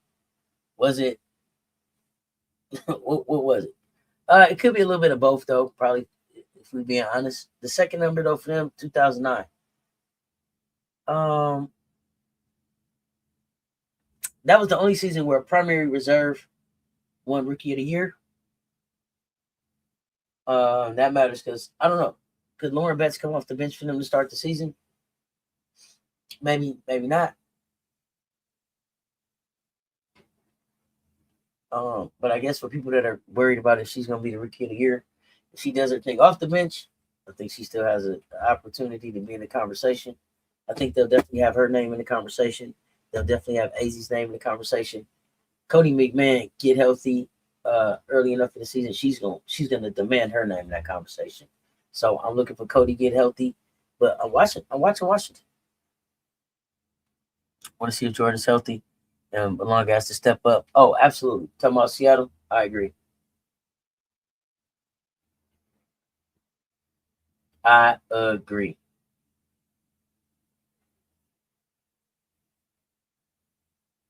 So if I had to sum it up, Atlanta, contender energy, half-court details decide everything. Chicago, Camila Cardoso should be the foundation. Guard play, got to stabilize the offense. Connecticut, physical, post-heavy, bully ball, potentially annoying, but shooting and creating matter. Okay, shooting and creating matters. Connecticut, Dallas. It could be one of the most exciting direction change teams in the league, or it could be a dumpster fire, right? Like, we're waiting to see. I'm leaning towards I'm leaning towards exciting. I'm leaning towards exciting direction change team. I'm rooting for them. I think they can get in the playoffs. I had them on the bubble before, but I think they can get in the playoffs. Golden State, listen, elite defense potential, offensive ceiling is a question. I got them maybe taking a step back this year. Indiana, speed, versatility, off-ball creativity. Raymond Johnson. Defensive edge, make them dangerous. Las Vegas, it ain't shit to say about them, but still the standard. Pass the chip. Los Angeles, more intentional, more defensive-minded. Tanai Latson, sneaky impact piece. Minnesota, they got some structure, defensive rebounding without key pieces. That's the swing. Y'all figure that out. New York, loaded. Y'all huge, skilled, rebounding, availability. Y'all got to fix that. Y'all got players stashed all over the world. Fix it. Put together a healthy roster. Phoenix, AT, keep the floor high. Scoring distribution going to be the story. Portland, you're working on some concepts, but proven production is the concern with y'all. Seattle, Flau'jae fit is fun, but turnovers, lost scoring could be a real concern. So y'all need to tighten up. Toronto, defensive pressure could define them early. Washington, they got a solid young core future. Injuries and spacing complicate their situation right now. Mystics finna shake the league up. Young got energy. Oh, listen, young and turn. We here for the young and turn teams. Y'all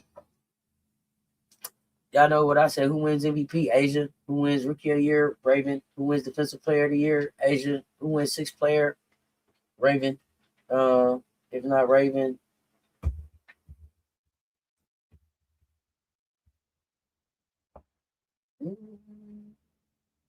Pow. Is that what we said? Coach of the Year.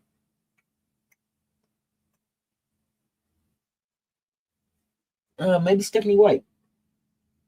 Who makes the finals? Vegas and New York. Who wins it all? Vegas. But I think we know all of that, right? Oh no, I wonder if they would give Becky Coach of the Year.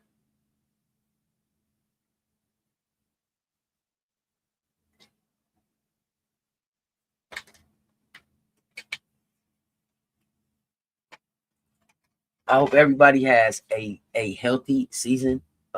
We want the league competitive. Layered stories, rookies ready, vets challenge, expansion teams bringing new energy, stars being stars, role players becoming household names. I want the WNBA's 30th season to feel like a celebration and a fight all at the same goddamn time. Because that's what this league has earned, right?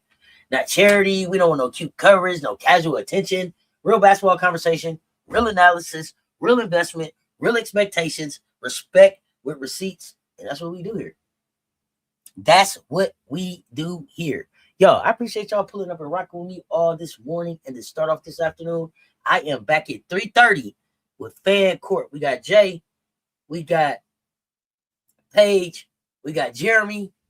MJ, I don't know if MJ's joining. I didn't get a yes or no from MJ, but maybe he'll be able to pop on. But we are going to talk WNBA startup the Fan Court way. So hey man, if y'all around at 3:30, pull up and hang out with us. We got that going on at 3:30. We hooping pull up for the game starting at 7. And then we'll wrap the day up with a recap and breakdown. So man, we appreciate y'all support over here at Cess Talks Sports. Hit the like, hit the share. They both right there. Somebody hit the Cash App. Buy me a Coca-Cola on the way out of here. Until next time, until 3:30, y'all. Y'all stay tuned. Talk soon. Cess Talks Sports. Check ball. We up.